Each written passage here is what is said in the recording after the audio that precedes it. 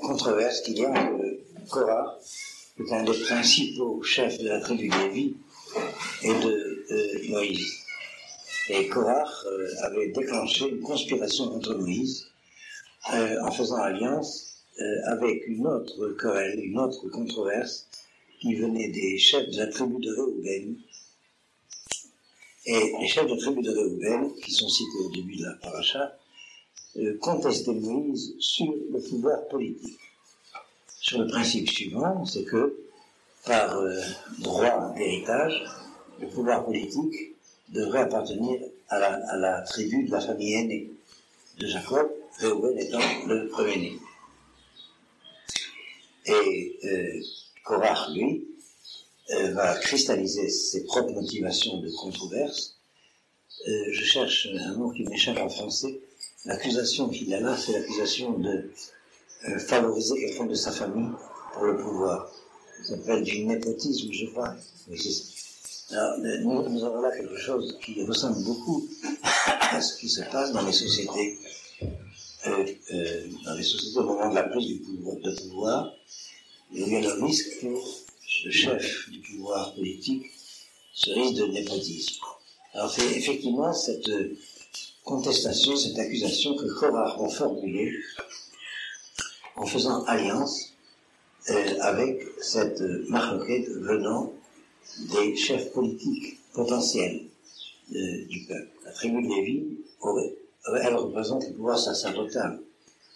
Et par conséquent, lui, Korah, qui est de la tribu de Lévi, va focaliser sa controverse contre Aaron, le frère de Moïse, que Moïse avait désigné comme grand prêtre. Voilà le vrai cas on dit en français. On revient en anglais. On dit le terrain. C'est plus français. Le contexte, si vous voulez. Non, c'est pas le contexte, c'est le même sens. Hein? Oui, mais il n'y a pas un mot en français. Pour traduire les cas. L'arrière-plan, pas exactement ça. La base, mais bref, de cette affaire. Et on va le lire tout de suite sur ce premier point, dans le premier verset. Vaikar Korah ben Issar ben Ka ben Lévi, Korah qui est fils de Issar, qui est lui-même fils de Kéa, descendant de Lévi. Vous voyez, l'identité de Korah est reliée à Lévi. Donc, comme je disais tout à l'heure, on est affamé déjà cette idée, il faudrait le préciser au point de vue des principes de les droits par héritage. Mais je voudrais avancer plus rapidement. Disons, on retient simplement cette familiarité que Réhouven, étant la tribu aînée, réclame le pouvoir politique, le pouvoir du roi, alors que à Lévi appartient le pouvoir sacerdotal. Pourquoi c'est le troisième fils qui sera confié le pouvoir sacerdotal? Pourquoi c'est l'aîné à qui est confié le pouvoir politique? C'est un problème qui mérite d'être étudié, je vous le signale. On va prendre ça comme postulat. Qu'est-ce que fait Shimon entre les deux? Il y a une sorte de scotomisation, je ne sais plus parler français, scotomisation de Shimon. Ça veut dire, c'est un terme de psychanalyse.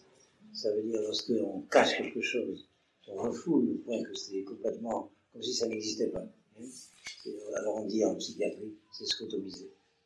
Vous êtes familier des patients, des psychiatres, non? C'est le psychiatre qui est patient. Bref, alors j'aimerais un sujet.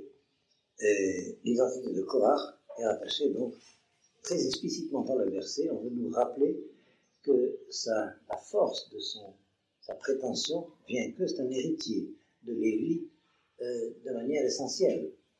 Nous savons d'autre part par beaucoup d'indications que c'est un des grands attributs de Lévi. Je vais tout de suite en anticipant ce que nous allons voir tout à l'heure. Après Moïse, ça aurait pu être Lévi, Korah, qui dans la tribu de Lévi aurait pu être le Moïse s'il n'y avait pas eu Moïse. C'est un très grand. Donc on va se demander pourquoi la Torah tient à nous raconter tout ça en détail. Ce point que je viens de signaler, je vous l'ai dit dans la paracha en français, vous le reverrez, pourquoi la généalogie de Korach dans le verset s'arrête à Lévi, ça ne va pas jusqu'à Jacob. Alors, nous allons voir tout assez rapidement un verset dans Divrei Yamim, où la généalogie de Korach remonte jusqu'à Jacob, nommé Israël. Mais ici, une minute que je ne vois pas dessus. C'est la chaleur, je ne sais pas ce que c'est. La Rashi cite à Midrash que Jacob a prié pour que son nom ne soit pas mentionné lorsque la Torah va rappeler cette généalogie de Korach, sa dignité de Lévite.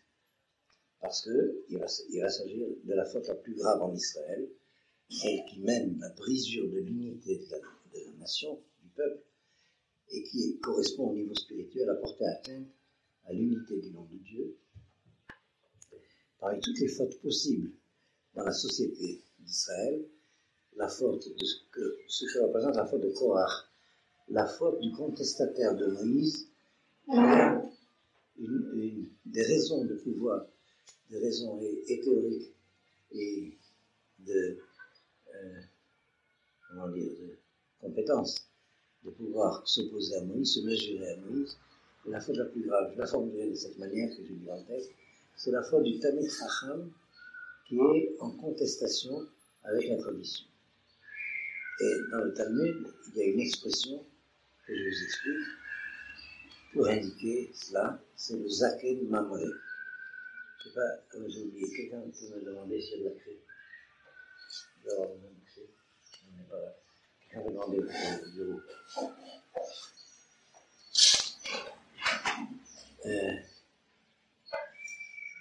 Le Zaken, c'est le mot dans le Talmud se sert pour dire un sage, un Chacham, quelqu'un qui pourrait être Dayan, quelqu'un qui peut être à la tête du tribunal rabbinique, qui doit interpréter la Torah de Moïse. Mais Mamré, qui est rebelle à l'autorité de la Torah de Moïse elle-même.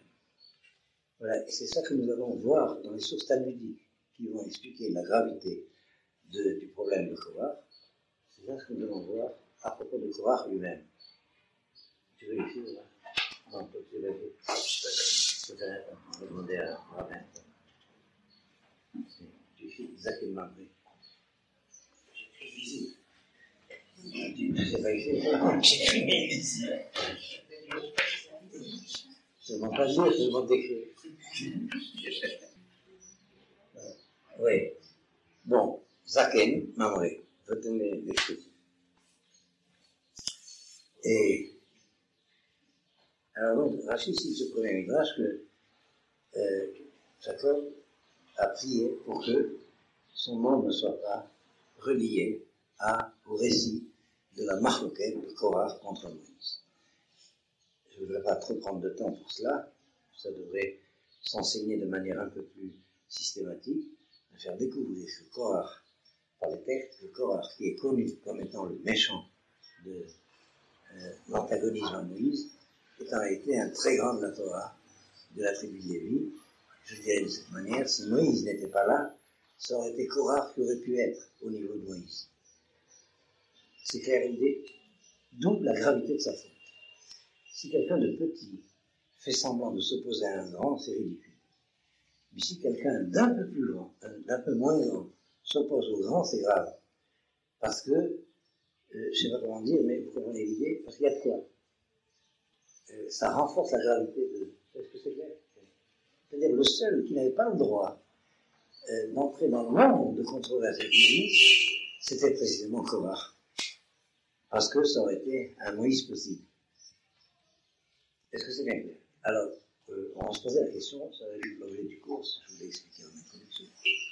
Pourquoi la Torah tient à nous enseigner de manière tellement explicite cette situation dans la société d'Israël, l'antagoniste à Moïse, et comment elle nous enseigne, comment il est possible cela, qu'un grand en Israël, à peine un peu moins grand que Moïse, tombe dans une telle faute. Voilà, vous avez compris le sujet. C'est un problème, une situation que l'on rencontre dans l'histoire d'Israël depuis l'origine, comme vous voyez. Et je vous citerai une source talmudique qui va mettre en évidence les attendus de la possibilité de ce type de controverse et ce qu'elle signifie. Mais ce que je veux mettre en évidence tout de suite, c'est qu'il faut bien avoir à l'esprit que ce n'est pas seulement des cas spectaculaires dans l'histoire d'Israël, comme par exemple Korach, mais que c'est permanent dans le développement de l'histoire de la société d'Israël. À partir du moment où une révélation est confiée par quelqu'un, grâce à quelqu'un qui a été Moïse, sans Moïse, la Torah n'aurait pas été révélée. À partir du moment où la Torah est révélée, elle appartient au peuple.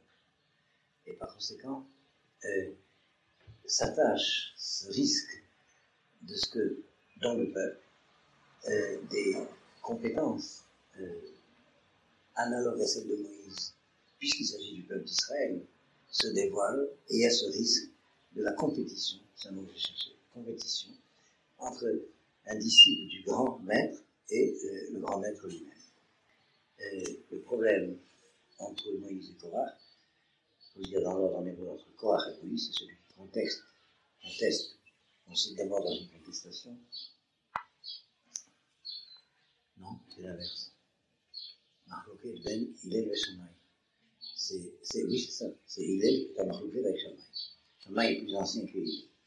Donc la Marloquet de Korach contre Moïse vient des conditions même, des attendus de la Torah révélée par Moïse. Je vous fais une petite parenthèse pour expliquer un peu plus cela. Moïse a réussi lorsque on peut se passer de lui. Et par conséquent, il y a ce risque que précisément, puisque sa fonction, c'est d'élever Israël à sa hauteur, c'est que Israël s'élevant à sa hauteur, c'est Korach qui arrive le plus haut, profite de cela que mettre Moïse en parenthèse. C'est ce qui se passe là. Ça s'appelle, dans la littérature talmudique, cette faute du Talmid Chacham, Zaken Mamré, ça s'appelle être Moré Halacha Lifnei Rabbo. Moré Halacha Lifnei Rabbo, c'est-à-dire prendre la parole sur un problème de la halacha devant son maître. Son maître étant présent, prendre ça dépasse l'impolitesse. D'une manière générale, dans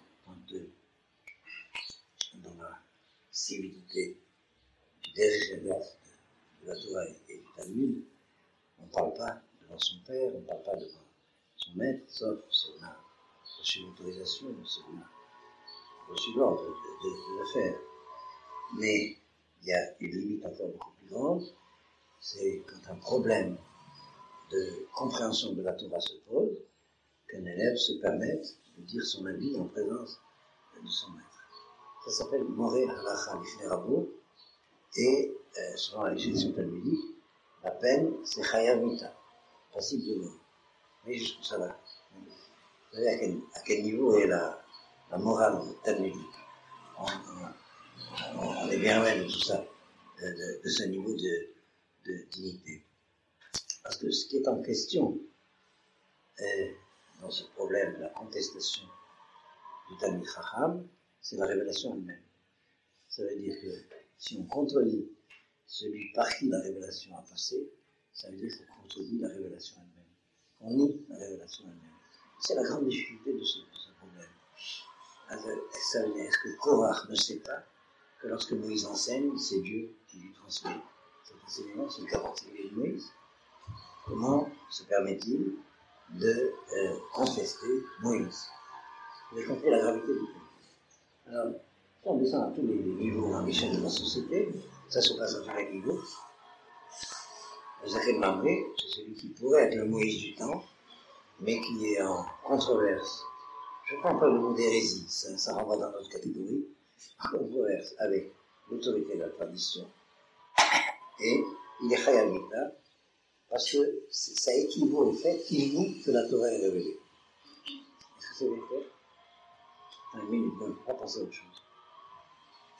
C'est déjà autre chose. Bon, ça c'est au début de cette histoire. Je vous citerai un texte du Talmud qui explique comment on peut comprendre ce qui arrive à Korach. Oui, la difficulté, comme je viens de dire tout à l'heure, c'est que dès le début du récit, on se demande, mais qu'est-ce qui pousse Korach à s'opposer à Moïse, alors qu'il sait que ce que Moïse enseigne, c'est Dieu qui le dit révèle. Je vais vous donner un des exemples de ce que le Midrash, le Talmud aussi en parle, mais c'est surtout le Midrash, donne comme exemple des contestations de Korach contre Moïse. Alors ça se réfère, je m'en vais de lire vous-même parce que c'est un passage très connu, le passage immédiatement précédent de la paracha de Shlach Lecha, et qu'on lit dans le Shachma. C'est la paracha de Tzitzit. Effectivement, après la Torah, après nous avoir donné la paracha de Tzitzit, il nous parle de cette contestation de Korach. En fait, c'est un des exemples que je cite du Midrash, il y en a d'autres, mais qui se relie toujours au même principe. C'est dans un livre qui s'appelle Be'er Hagolah, que le Maharal a bien expliqué l'explication que je vais vous transmettre sur ce Midrash. Moïse transmet le fait qu'il faut se mettre des tzitzit, et dans les tzitzit, il doit y avoir un fil bleu. Alors, Korach pose la question de la manière suivante. Si le talet est tout entier bleu, est-ce qu'il lui faut aussi un fil bleu? Vous avez compris? Le talet est blanc, et dans le talet, le tzitzit du talet, il faut un fil bleu. On a perdu la couleur bleue telle qu'elle était connue encore au temps du Beit Sheni. Certaines autorités, surtout chez les Chassidim, dans le temps contemporain, pensent l'avoir retrouvée. C'est pourquoi vous pouvez voir peut-être au Kotel, certains Chassidim qui ont des talets avec un fil bleu. Un chilazone. Un chilazone, c'est un escargot, je ne sais pas comment on appelle ça en français. C'est ça. Qui donne cette couleur bleue de très vite. Et alors, quel est le sens de cette contestation de Korach? Si Dieu a dit dans le talet blanc, il faut un fil bleu, et je vous disais tout à l'heure comment le Talmud explique le fait qu'il faut un fil bleu dans le talet blanc. Pourquoi Korach conteste en disant que si tout le talet est bleu, est-ce qu'il faut aussi ajouter un fil bleu? C'est la contestation contre Moïse. Nous allons voir tout de suite dans la formule du verset. Et donc je suis au début du récit. Il y a une contestation du Korach, mais qui s'allie au chef de la tribu de Reuben. Les Datan, Raviran, Ben Eliyahu, Veor, Ben Peled, Ben Reuben. Ceux-là sont les fils de Reuben. Là, c'est deux. Yaakov Moulichne Moshe, et ils se dressèrent contre Moïse, Vanashim et Bnei Israël, accompagnés de personnalités. Anashim, c'est pas des hommes stables, c'est des hommes vraiment, des personnalités, des hommes importants. Vanashim et Bnei Israël, Chamishim Matay, donc 250 chefs du parti de la rébellion du Lévi. Il ne s'appelle pas David celui-là, en fait, oui, et c'est une révolte grave. Nessie et Aïda, des princes de l'Assemblée, Kéri et Moed, ceux que l'on convoque lorsque l'Assemblée est convoquée, un Shechem, des gens de renom. Ça veut dire, tout de suite la Torah nous avertit, c'est un très haut niveau que ça se passe. Ils se groupèrent contre Moïse et Aaron, et il leur dit, Radlachem, c'est trop pour vous, car toute l'assemblée sont tous saints, Utocham Hashem, et en leur sein, il y a Hashem. Et pourquoi l'Itnas, en français ça se dit pourquoi, le français m'échappe complètement, pourquoi s'ériger. Ah oui, érigez-vous en assis, si vous voulez. Bon, vous voyez quel est le verset que je voulais citer. Toute l'assemblée est sainte. Tout le talet est bleu. Pourquoi un fil bleu, toi Moïse? Oui, l'explication du Maharal. Un deuxième exemple, si dans, il est rattaché dans la même partie de Titi, si dans une maison,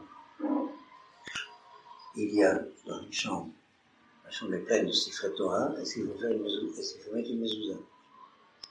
Alors ça veut dire, c'est la même chose. Si toute la collectivité a cette sainteté propre à Israël, pourquoi toi Moïse et toi Aaron, vous installez-vous comme chef d'Israël? Vous voyez comment est l'explication de Maharal. Si tout le talet est bleu, pourquoi faudrait-il ajouter aussi un fil bleu? Alors la démagogie qui apparaît est très claire. Je le dis rapidement parce que vous pourrez le lire dans le texte. Il va se dévoiler qu'il y a des motifs personnels de cette contestation contre Moïse, mais la contestation se masque d'une argumentation collective. C'est apparemment le bien de la collectivité que l'on réclame, mais en réalité c'est son intérêt personnel. Vous voyez, on a souvent l'expérience de ça dans la société. C'est exactement la définition du démagogue, qui prétend représenter les intérêts du peuple pour détrôner le roi, et lorsqu'on se met à sa place, il fait pire que le roi, qui était accusé. Vous avez compris un peu l'idée. Eh bien, le Talmud va quand même pas réhabiliter. Alors, je vous fais confiance pour restituer le sens exact des mots que je n'arrive pas à trouver. Le Talmud va essayer de faire comprendre la vraisemblance d'une telle querelle. Quels pourraient être les arguments de Korach en bonne part? Et quoi qu'il en soit, nous avons donc, la manière dont j'ai introduit l'étude, un deuxième verset, ça nous allons le lire ensemble avec Rachid, où malgré tout, à la fin des temps, le nom de Korach sera rattaché au nom de Jacob par le nom d'Israël. C'est-à-dire que finalement, cette querelle prendra fin et Korach sera réhabilité. Je ne voudrais pas que ce soit confus, ce que je suis en train de vous expliquer. Tant que ce n'est pas le cas, tant que Korach n'a pas mis fin à sa querelle, c'est la faute la plus grande. Mais ce n'est pas la faute de n'importe qui. Et lorsque l'on aura bien compris comment cela pourrait être restauré, alors la personnalité de Korach reprendra sa filiation jusqu'à Jacob, Israël. Alors on va lire ça dans Rachid, et après on commencera l'étude. Une première source dans le Talmud, j'espère qu'on en finira assez rapidement. Et à ce moment-là, je vais une deuxième source dans le Zohar, dans la Kabbalah, pour rattacher le problème de cette situation de lutte, conflit, tension entre Moïse et l'autre que Moïse, Moïse et l'autrui de Moïse, dans ce cas c'est Korach, dans la situation historique, à la situation générale de la relation d'autrui à autrui qui commence avec Caïn et Abel.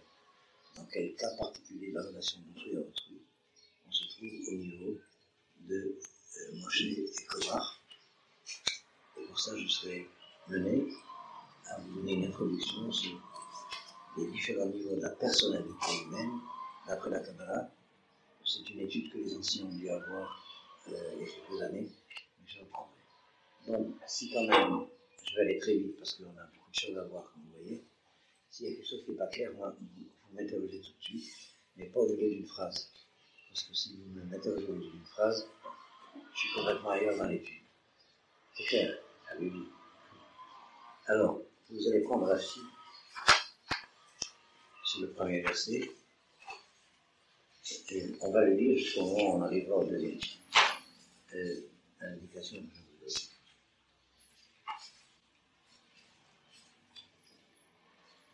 Voilà. Prenez Rachid sur Ben Yitzhak, Ben Kehat, Ben Levi. À peu près à la 4e ligne de Rachid.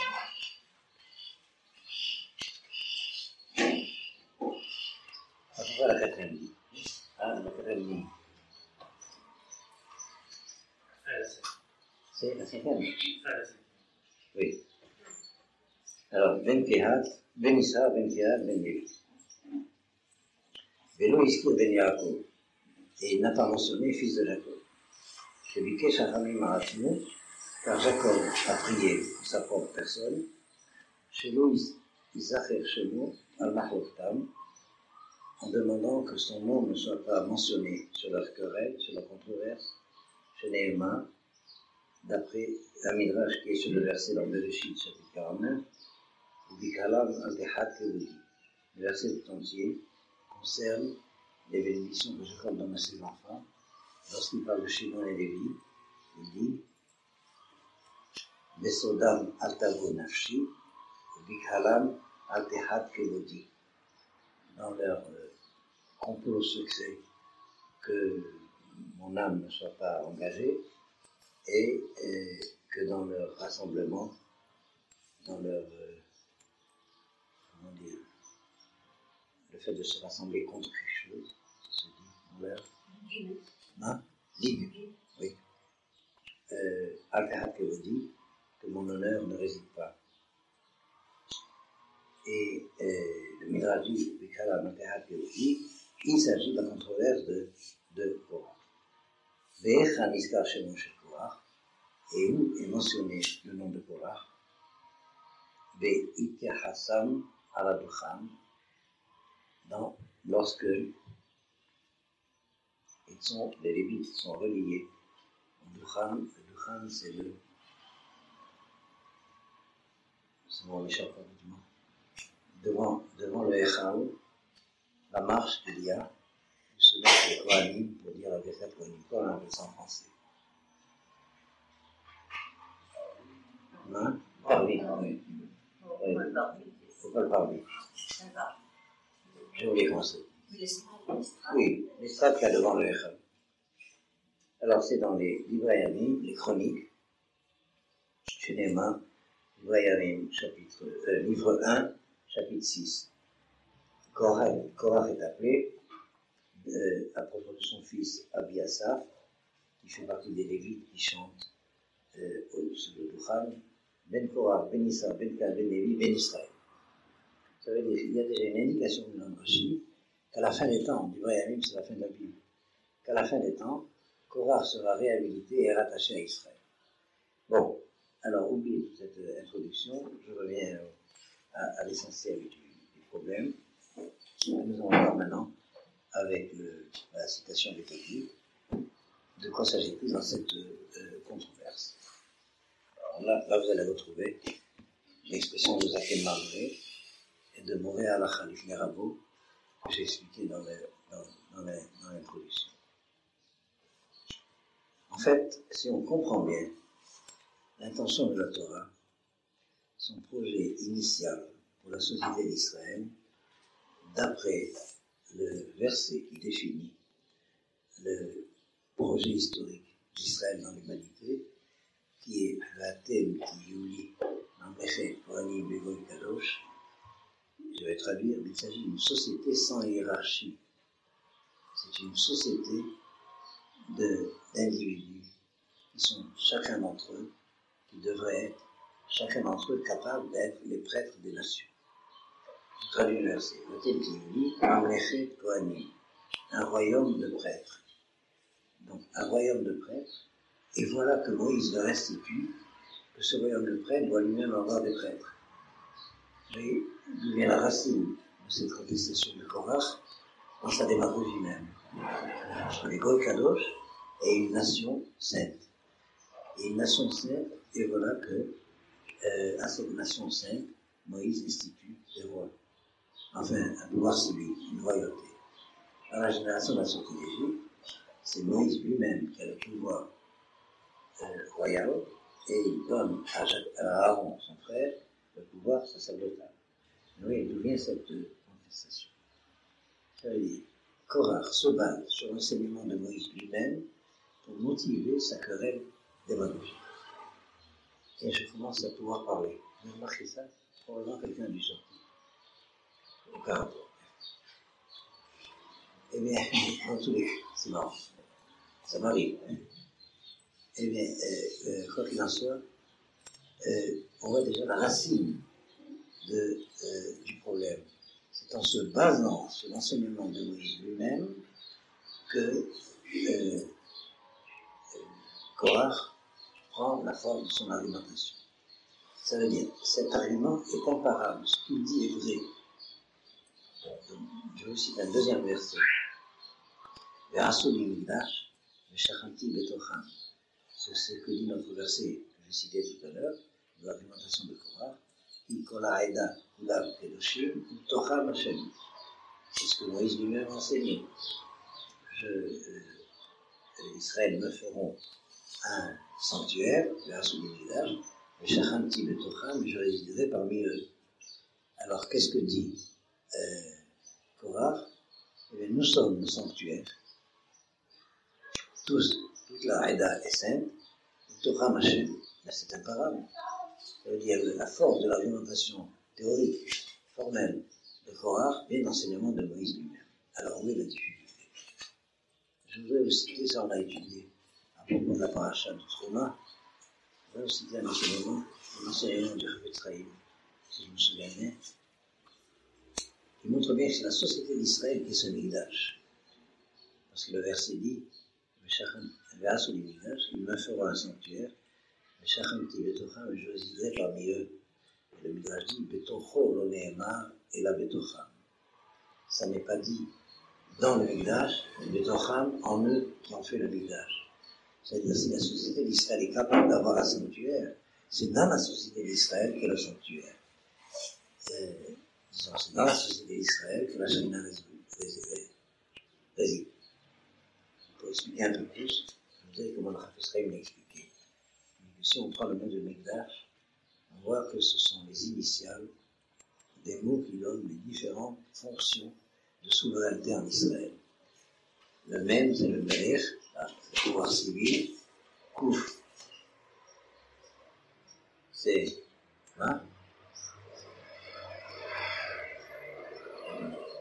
non, c'est Mishkan, le mot de Mishkan. Même c'est Melech. Shin, c'est Shofet, le pouvoir législatif, le juge. Kaf, c'est Kohen, le pouvoir sacerdotal, le prêtre. Et Nun, c'est Navi, le pouvoir prophétique, le prophète. Alors, les initiales de ces quatre mots font le nom de Mishkan. Mishkan. Donc le Mishkan de la résidence de la Shekhinah, c'est la société d'Israël. Et la Shekhinah réside en Israël pendant tout le temps biblique. Et lorsque le Mikdash est détruit, la Shekhinah n'avait plus d'appui de résidence, de lieu de résidence. Mais sa résidence, c'est la société d'Israël. Est-ce que c'est bien clair? D'ailleurs, le Rav Kook, dans la suite de cette enseignement, nous a donné les éléments de compréhension. La restauration de ce Mishkan se fait dans l'ordre de même chez nous. Il y a d'abord la société qui est restaurée dans la souveraineté du pouvoir politique, c'est la Médina. Ensuite, le Sanhedrin, c'est le pouvoir juridique au nom de Torah. Ensuite, le Mikdash, le Kohen, et ensuite, un névoie est rendu à tout Israël. C'est dans cet ordre. Nous sommes dans le premier stade, c'est la Médina, c'est le pouvoir du Melech qui se constitue. C'est un problème, vous savez, les autres pouvoirs sont en germe dans ce premier stade. Par exemple, aucun rapport entre de dignité, de dimension, de grandeur, entre ce que peut représenter le Rabbanut Harashit et ce que peut représenter le Sanhedrin. Le Rabbanut Harashit est le Rabbanut Harashit du premier stade Médina, c'est clair, c'est de la même manière pour les autres pouvoirs. C'est-à-dire, ce qui nous enseigne, c'est que toutes les forces d'Israël doivent être sur ce même, et quand le même est Vétikino, alors on se occupera du Shin, et on verra apparaître le Sanhedrin. C'est tout à fait autre chose que la Rabbanut Harashit, qui est un Mistral de la Médina. Vous avez compris ce que je veux dire? C'est très rassurant, ça veut dire qu'il y a un ordre normal de la restauration du Mishkan qui a été détruit. Bien, je ferme cette parenthèse. Et alors, voilà donc les arguments de Korach. C'est la Torah elle-même qui enseigne qu'il ne doit pas y avoir de hiérarchie en Israël. Tous. Et voilà que Moïse institue des rois et des prêtres. Vous avez compris Alors, ça va très loin. Ça veut dire que Korach va argumenter en disant que Moïse a falsifié le message de la Torah lui-même. Vous voyez, je ne citerai pas de source où c'est formulé comme ça, mais je veux dire qu'on pourrait aller jusqu'à le formuler comme ça. Il ne met pas en question que Dieu a révélé la Torah, mais il met en question la manière dont Moïse l'institue. Est-ce que c'est clair? Et alors, ce qu'il faut comprendre, c'est qu'il y a un projet a priori, et il y a la réalité de l'histoire très difficile qui doit mener à la réalisation de cet idéal. Effectivement, l'idéal, c'est une société anarchique dans le sens étymologique, anarchia, c'est-à-dire sans hiérarchie. Une société des hommes libres qui n'ont pas à avoir pour eux-mêmes de hiérarchie, puisque c'est eux qui sont censés être les rois et les prêtres des nations. Ça va jusque-là. Ça, c'est le projet a priori. Et je crois que, si on le comprend profondément, il reste dans l'esprit juif une trace de cela très profonde. Mais il y a chez les juifs une tendance qui les mène à, c'est la faute de Korach d'ailleurs, lorsque cela échoue, mais qui les mène à s'assigner comme idéal, cet idéal de la société anarchique. J'ai été frappé dans l'histoire des mouvements politiques en Europe de voir le rôle que les juifs, en tant que tels, dès leur sortie des ghettos, et chaque fois au moment de leur sortie des ghettos, ont dans ces mouvements de type anarchique. Par exemple, lorsque les juifs ont été fascinés par le marxisme, ils préfèrent en général être trotskistes que marxistes orthodoxes. Et puis, on en trouve beaucoup dans les mouvements anarchistes, pas seulement politiques, mais littéraires, artistiques, philosophiques. Cette espèce de tendance à cet idéal que la Torah assigne comme projet de l'identité d'Israël, dans l'effet de Kohanim et Kadosh. Je trouve que ça fait partie très profondément de la nature humaine, mais il y a, et la Torah nous le raconte à travers l'histoire de Korach, il y a une manière spécifiquement juive de vivre cela. En tout juif, il risque d'y avoir un Korach. Et d'où ça vient? Ça vient de c'est ce que Moïse a dit comme projet pour la société d'Israël réussie. Je sais pas si c'est clair. Alors la faute de Korach, c'est de faire semblant de ne pas tenir compte du fait qu'entre-temps, ce n'est pas encore le cas, mais c'est un projet d'idéal. Et qu'entre-temps, pour arriver à atteindre ce niveau, il faut qu'il y ait en Israël même une hiérarchie et politique et sacerdotale. Voilà, c'est l'essentiel de ce que je voulais dire. Est-ce que c'est clair? C'est suffisant. Parce que ce qui s'est produit, c'est qu'il y a eu deux empêchements à ce projet d'emblée de Mamleket Kohanim et Kadosh. Un empêchement intérieur à Israël. Israël n'en est pas encore capable. La preuve, c'est la catastrophe de la faute du Vaudor. Tout de suite, après le Sinaï, catastrophe de la faute du Vaudor. Et par conséquent, dès ce moment-là, il est décrété d'une certaine manière que ce projet est repoussé à la fin des temps. Israël n'est encore pas capable d'être vraiment dans le Mamleket Kohanim et Kadosh. La preuve, la faute du Vaudor. Bon, ceci doit s'étudier pour lui-même. Il y a un handicap dans l'histoire d'Israël dès le début. C'est l'introduction du Elevav. Mais cette introduction du Elevav elle-même doit être étudiée, elle est nécessaire au projet de l'histoire d'Israël. Donc, dès l'origine, et normalement, l'histoire d'Israël part avec cet handicap qui l'empêche d'être d'emblée Mamleket Kohanim. Ça, c'est l'empêchement intérieur. Et un empêchement extérieur, c'est le refus des nations. C'est pourquoi les prophètes vont reprendre ce projet de la sortie d'Égypte comme l'idéal pour la fin des temps. En attendant, nous sommes en situation provisoire d'une société qui a besoin elle-même d'avoir ses propres hiérarchies, en attendant de rejoindre le niveau de Mamleket. Ça y est, c'est clair? Ah oui, la démagogie de Korach. Dans le projet d'idéal, il a raison, c'est ce que Moïse a dit. Mais dans la réalité, il a tort, parce qu'il feint d'ignorer ce qui s'est passé et qu'il faut pour Israël une hiérarchie. Alors vous voyez, qu'est-ce qui se cache derrière? Si déjà il faut une hiérarchie, pourquoi pas moi? Tout simplement. Voilà, c'est clair, vous voyez comment fonctionne cette dynamique de la controverse de Korach. Donc, et bien nous allons voir comment le Talmud en parle. Le Talmud va l'enseigner à propos de la naissance de Samuel. Samuel est un descendant de Korach. Or, la naissance de Samuel est difficile. Ça se rattache au thème de la difficulté des engendrements de la lignée messianique à partir de Sarah déjà. Ça, c'est un thème auquel je ne voudrais pas rapporter de temps ce soir, mais qui mérite d'être pris. Il faut découvrir cela. Il y a quelque chose à expliquer dans l'histoire des mères d'Israël. Pourquoi les mères d'Israël sont stériles? Elles sont stériles, c'est pas le mot exact, puisqu'en fait, je vais enfanter. Mais j'ai jamais trouvé en français un mot qui exprime ça. Cette stérilité provisoire. Hein? J'ai pas entendu. C'est stérilité temporaire, oui. D'accord. Il n'y a pas de substantif. Le Talmud étudie ça. En particulier à propos de Sarah. Il y a un mot que je ne peux pas employer qui indique le cas particulier d'une stérilité réelle, impossible à enfanter, et que pour Sarah, il y a eu vraiment un miracle, mais que le thème général qui va nous donner la clé de cet étonnement, Sarah est dans ce cas, Rivka est dans ce cas, Rachel est dans ce cas, on voit que la mère de Samuel est dans ce cas, Hannah, c'est tant qu'il n'est pas évident que l'enfant attendu, c'est vraiment l'enfant qui doit naître, c'est Dieu qui empêche l'enfant. Ça veut dire c'est la lignée par où passe l'engendrement messianique, où l'enfantement est difficile.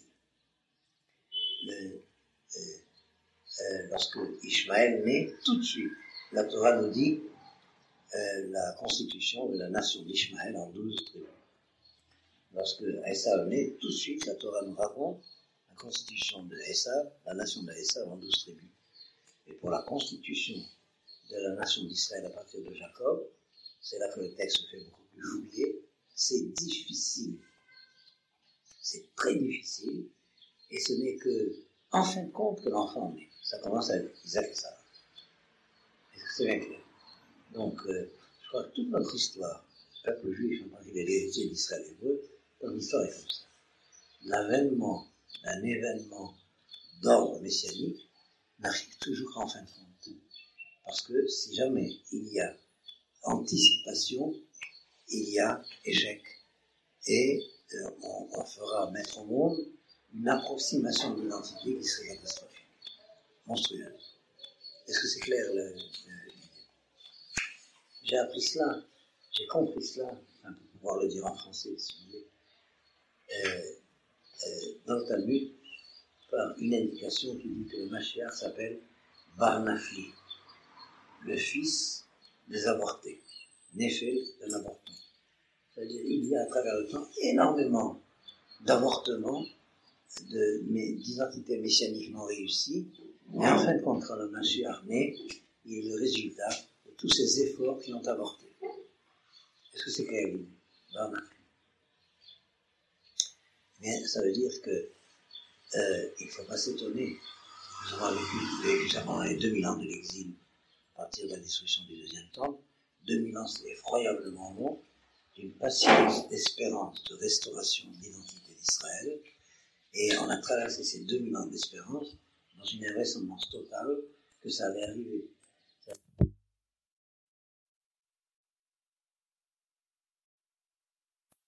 Extérieur et intérieur de l'histoire du peuple juif n'était pas apte à l'apparition de l'État d'Israël. Si c'était apparu avant, ça aurait été avorté. C'est déjà très très difficile comme ça.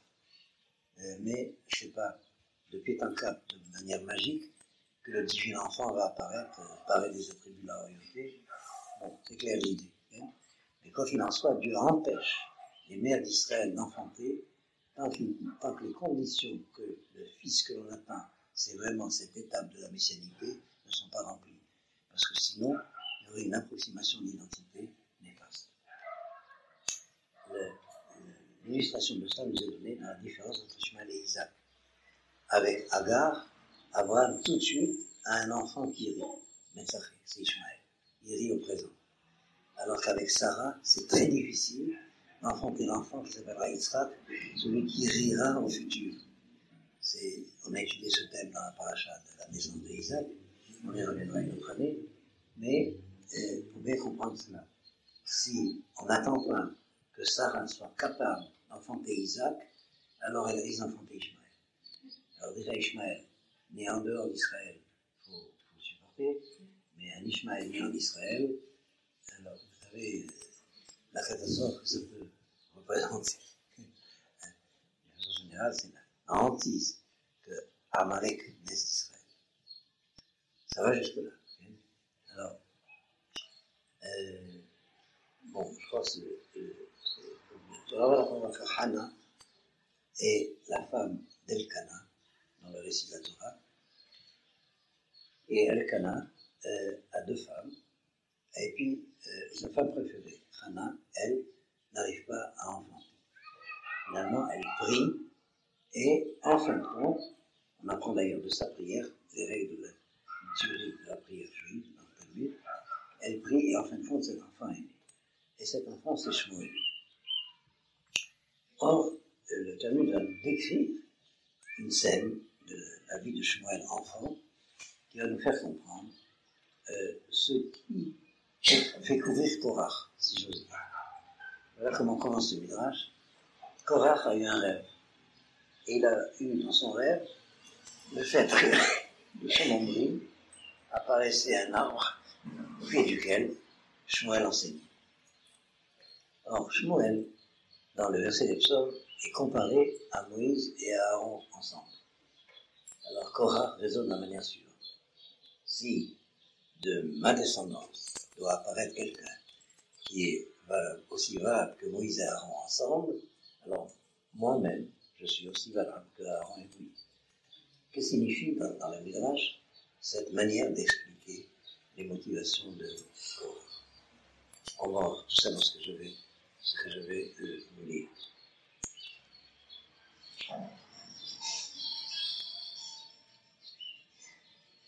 Voilà, une première indication. Dans la prière de Hannah, pour que Shmuel, pour que l'enfant, c'est pas qu'il va s'appeler Shmuel, l'enfant va naître, c'est pourquoi je reviens là-dessus, parce que ça veut dire que c'est une telle identité, telle qu'elle va nous apparaître dans Shmuel, dans le Midrash que nous allons lire dans le Talmud, est telle qu'elle est empêchée de naître. Regardez dans le nom de Shmuel, Shemo El. Mais quoi qu'il en soit, c'est une identité telle que l'ordre des engendrements l'empêche d'apparaître. On apprend ça surtout dans une autre identité, celle de David. David ne devait pas naître, ne pouvait pas naître. Il faut forcer l'impossibilité de la naissance de David. Là, s'explique que David n'a pu naître que parce que le premier homme a prévu de lui donner 70 ans de sa propre vie. Je ne sais pas si vous vous rappelez de ce message. Qu'est-ce que ça signifie? On l'étudiera ensemble. Alors, dans la prière de Hannah, Venatata la amatra zera ranashim. Prends pitié de moi, et tu donneras à ta servante une semence et une postérité d'hommes. Zera ranashim. Le Talmud veut expliquer cette expression zera ranashim. Maï zera ranashim, et il y a différentes explications. Une de ces explications, c'est celle de Rabbi Yochanan qui dit Zerar sheshakul bishne anashim. Une postérité qui est équivalente à deux grandes personnalités. Umanimoun, lesquelles Moshe et Aaron. Sheneemar, d'après le verset du psaume, c'est le psaume 99, qui dit Moshe et Aaron bekohanav, Moïse et Aaron à travers leur père, ou Shmuel bekoreshemo, et Shmuel à travers ceux qui invoquent son nom. Ça veut dire que dans ce verset, Shmuel est mis en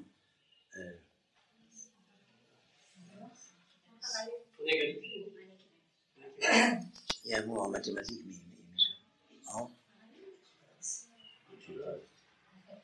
enfin, bon, vous avez compris l'idée. Moïse Shmuel est mis au même niveau que Moïse et Aaron ensemble. Non. Bon, ça fait rien, mais l'idée est là. Pourtant, il est déjà parti. Mais ça veut dire ceci, c'est que le Talmud a diagnostiqué qu'il y avait dans la personnalité de Shmuel cette capacité d'un homme qui soit à la fois le roi et le prêtre. Et c'est ça que Korach prend comme contestation contre Moïse. Cette identité du chef, qui est à la fois le roi et le prêtre, est interdite par la Torah. Les prérogatives du roi et les prérogatives du prêtre ne peuvent pas être confondues. Parce que le roi est celui qui doit mener l'homme dans la vie de ce monde-ci, alors que le prêtre est celui qui doit mener l'homme pour la vie du monde à venir. Et on ne peut pas mêler, identifier les critères de ces deux directions. En d'autres termes, la théocratie est absolument interdite par la Torah. Le roi n'a pas le droit d'être prêtre, le prêtre n'a pas le droit d'être roi. Alors que le roi peut être prophète, le roi peut être juge, le prêtre peut être prophète, le prêtre peut être juge, mais le prêtre ne peut pas être roi et le roi ne peut pas être prêtre. Et c'est pourquoi toutes ces accusations de théocratie contre le judaïsme sont fausses. Le judaïsme est une théonomie, et non pas une théocratie. Ce n'est pas le pouvoir des prêtres, c'est le pouvoir de la Torah. Réfléchissez bien à ça. Or, ce qui se passe actuellement, c'est que on risque d'être atteint. Enfin, il y a ce risque, qui a été celui du temps du deuxième temple, où qui a venu finalement au Sadducéisme. Bon, je referme la parenthèse. Tout ça, on étudie à propos de l'histoire de Hanouka, où une famille de prêtres a pris le pouvoir au moment où c'était le temps de la rébellion contre les Grecs. C'était habilité. À partir du moment où ils ont installé une dynastie royale de prêtres, ça devient hérétique, ça a mené au Sadducéisme. Vous avez d'ailleurs dans la civilisation européenne les deux profils de la théocratie dans l'Empire chrétien d'Orient et dans l'Empire chrétien d'Occident. Dans l'Empire chrétien d'Orient, c'est le prêtre qui est le roi qui est le prêtre, la Constantinople qui est. Ce qui me gêne, c'est le cas de l'Angleterre. Mais en tout cas, à Rome, c'est le prêtre qui est le roi. Et à Constantinople, c'est le roi qui est le prêtre. Eh bien, dans ces deux cas, ce sont deux figures différentes de la théocratie. On n'a pas du tout l'enseignement de la Torah. L'enseignement de la Torah, ça doit être distingué, le pouvoir du roi et le pouvoir du prêtre. Et voilà, il y a cette capacité de Shmuel.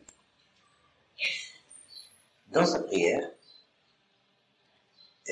donc, le Talmud met en évidence qu'elle demande que Shmuel naisse quand même, bien que sa naissance fait apparaître une personnalité en Israël qui risque de mener ce danger qui a été raconté déjà dans la Torah pour la génération de la sortie d'Égypte avec Korah. Et puis, on apprend que l'enfant va naître et il va être confié au grand prêtre de ce temps-là pour son éducation. Ce grand prêtre était Élie, pas Élie, mais Élie avec un Aïn. Et il se produit un épisode qui est raconté dans le livre de Shmuel que nous allons voir repris par l'explication du Talmud.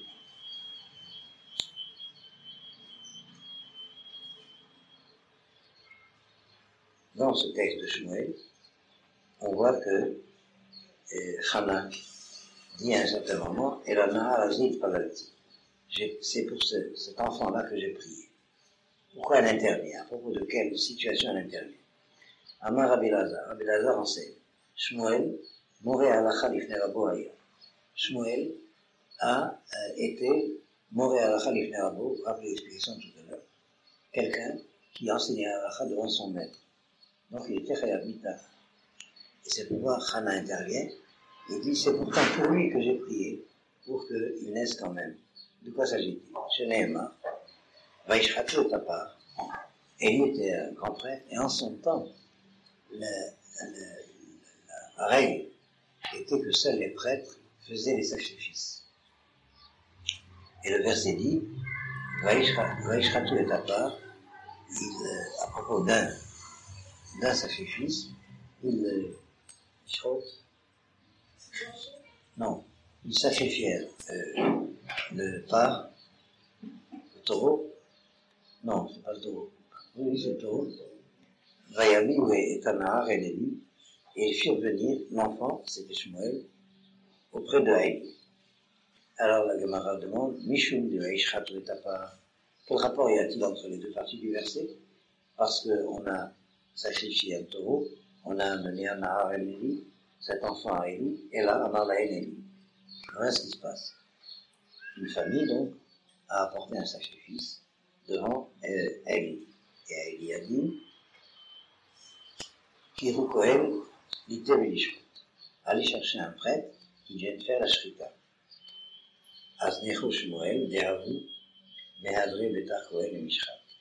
Et Shmuel s'est rendu compte qu'on cherchait un Kohen pour faire la shrita. Amar Léo, il leur a dit, Lama Lecho Lehavu Betar Kohen. C'est l'araméen, mais je traduis directement en français. Pourquoi vous allez chercher un Kohen, les Mishrat, pour faire la shrita? Shrita, Bezar Shera. La shrita, par quelqu'un qui n'est pas Kohen, un zar étranger à la Keuna, et Kshera. Et ici, Aïtohu le Kamedé. Alors on a amené cet enfant qui était en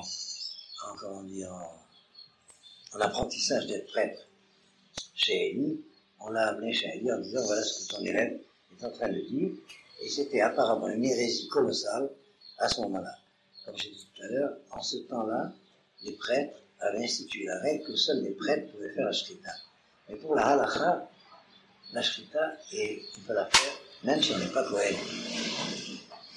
J'ai appris la shrita, ça s'appelle la Mishnah, Kulam Shokrati. Kulam Shokrati. Je répète, il n'est pas nécessaire d'être Kohen pour faire la shrita. À quoi ça se rattache? Ça se rattache au fait qu'il y a des moments où, dans une société donnée, les prêtres instituent une sorte de dictature cléricale, si je veux dire, et parfois justifiée par les circonstances de l'histoire de la société en question. Mais ça ne signifie pas forcément que ce soit la vérité de la loi.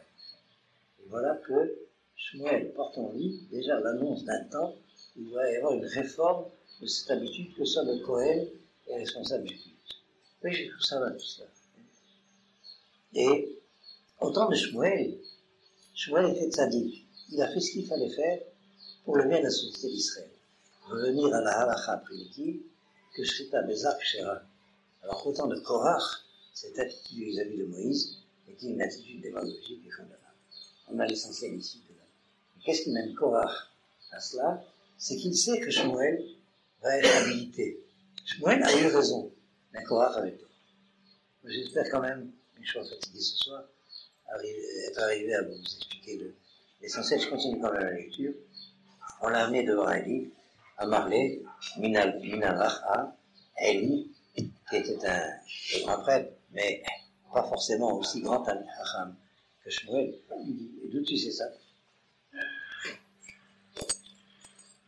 J'ai dit du mal de Élie, ça ne m'a pas échappé. Alors il lui demande, Minalach,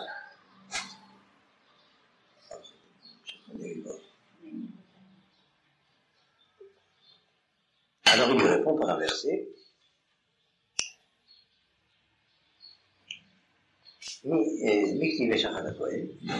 Le verset de la Torah ne dit pas et le Kohen fera le sacrifice, mais le verset dit Véécrivez-vous à Kohanim. Les Kohanim s'approcheront. Le rôle du Kohen, c'est de faire la smicha sur le sacrifice. Comme on dit en français, l'imposition des mains. Je répète, il va être sacrifié avec le sacrifice lui-même, bien que c'est très bien que le Kohen le fasse. S'il n'y a pas de Kohen, un zar à la Keuna peut la faire. C'est important, en règle de la sociologie religieuse d'Israël, et que ce que nous voyons dans les synagogues. Bien que la règle soit qu'il y a une fonction particulière du chazan ou du rabbin, si le chazan et le rabbin ne sont pas là, c'est n'importe quel juif qui sait le faire, qui se lève pour faire la prière pour la communauté. Alors il y a des communautés où les administrateurs ont des règles telles qu'ils interdisent aux juifs de se substituer au chazan. Oui, alors la vraie règle, c'est que ça me revient une image qui me revient, une expérience. J'étais dans une communauté où il y avait déjà depuis longtemps une décision d'interdire aux gens qui montent à la Torah de lire la Torah. Seul le chazan lit pour eux. Pourquoi? Alors l'origine s'était justifiée, parce qu'il y avait beaucoup de gens qui voulaient lire eux-mêmes, ils ne savaient pas très bien. Il y avait des gens qui savaient.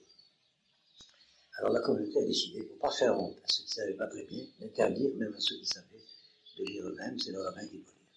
Mais ça ne veut pas dire que c'est interdit de lire, au contraire. La véritable loi, c'est que c'est celui qui monte à la Torah qui doit lire. Et c'est parce qu'il ne sait pas lire qu'on demande au rabbin de lire. Alors vous voyez comment ça s'inverse, que quand le consistoire, si j'ose dire, institue, c'est interdit à un juge de lire la Torah, soit le rabbin. C'est le contraire de ce qui... Vous avez compris le problème. Bon, c'est ça qui se passe avec Shmuel. Ni Kabbalah Vailach, Mizat Keot. Ni Kaneshvita chez Amarlé, et Marshafir, Karamarta. Alors Élie a dit, tu as dit une chose juste, une belle chose. C'est vrai, c'est comme ça. Milou Moré Alacha Vishne Rabach, mais qui te permet d'enseigner Alacha à la place de ton maître. Vekol Moré Alacha Vishne Rabach, Vekol Moré Alacha Vishne Rabach, Hayamita. Alors c'est là que Chana vient et se met à se plaindre en disant, Ani Aisha Nisebete Imechabazé, c'était moi la femme qui était venue au temple pour prier pour avoir un enfant, et Amarla,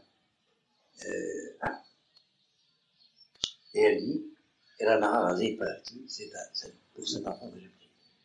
C'est-à-dire, c'est une histoire que le Talmud rappelle dans tous les détails, pour nous montrer ce qui se passe. Il y a des moments de mutation où ce que Korah voulait doit être fait. Et ça, c'est au temps de Shmuel. Mais ce que Shmuel a fait ne doit pas être fait au temps de Korah.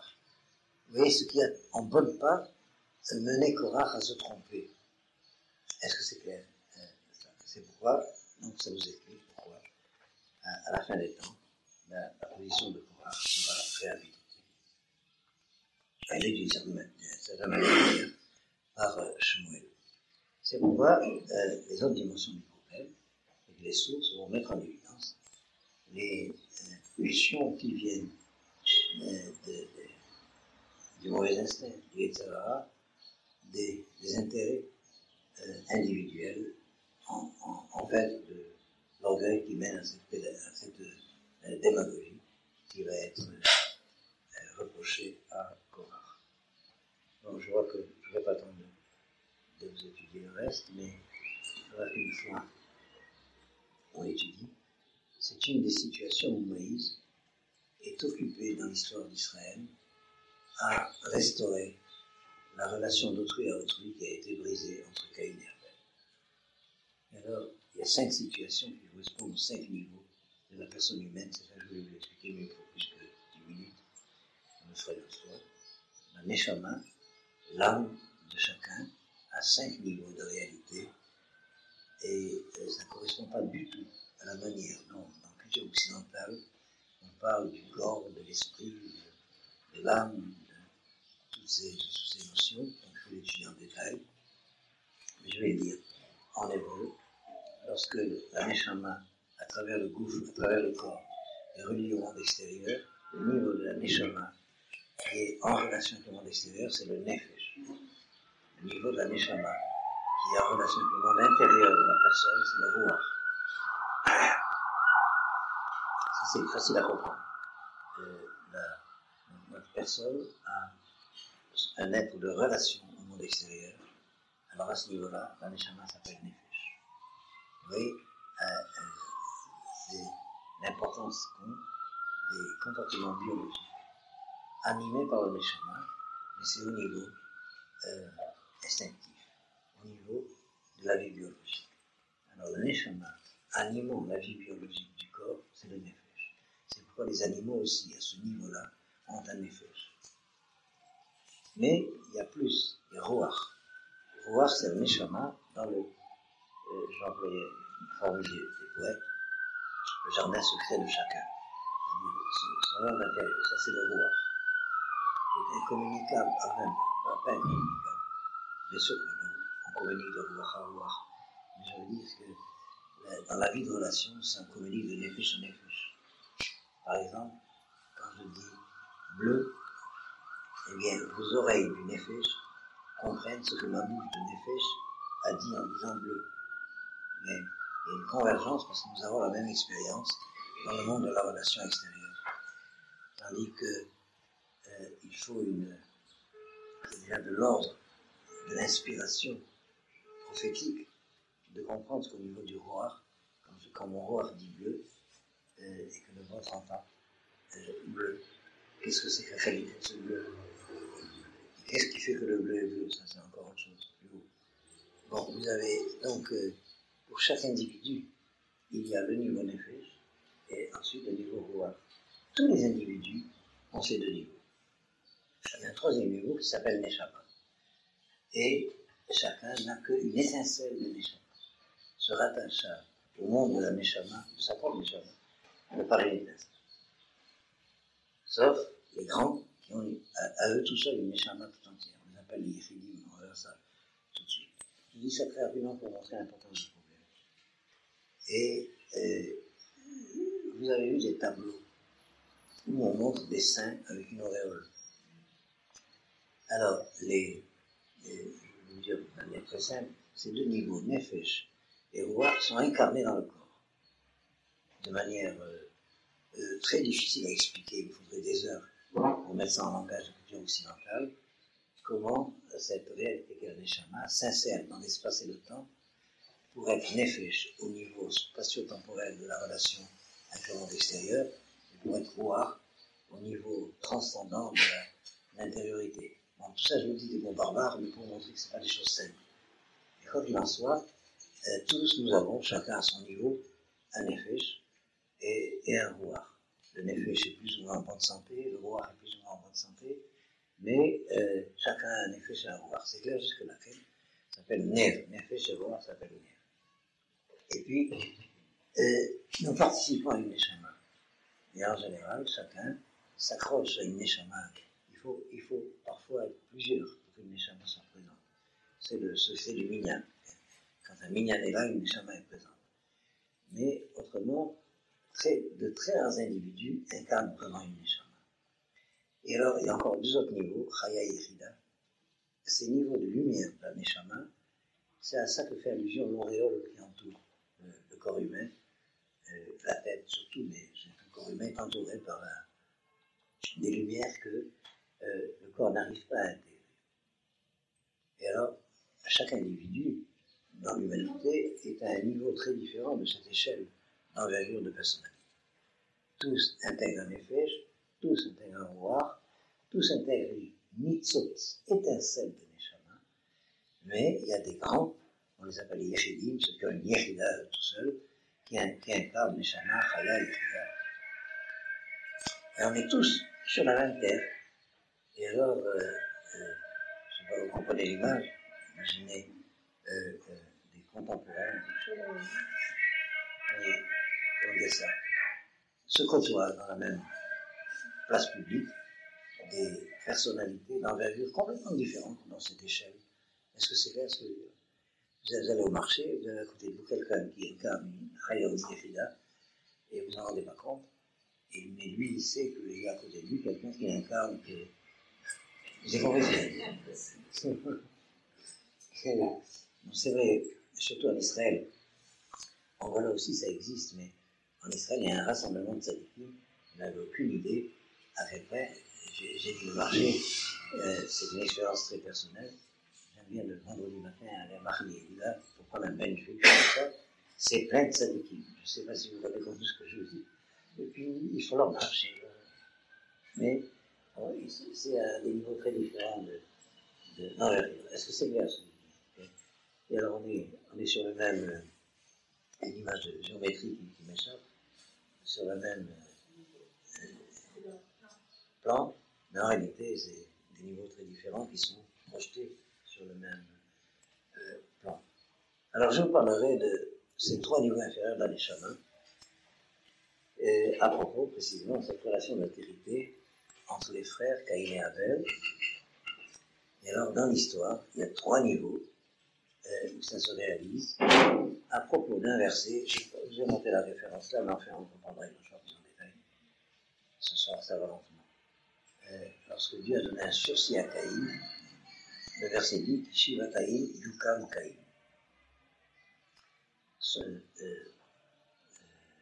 Caïn est protégé par un sursis, et dans ce mot de Yukam, survivra Caïn, Yukam. La Kabbalah a vu 3 des situations de relation d'autrui à autrui que Moïse a résolues. Oui, prenez le mot de Yukam, Yud, Kouf, Mem. C'est pour ça que je n'arrive pas à me lever. Yukam. Mais c'est comme ça, Yud, Kouf, Mem.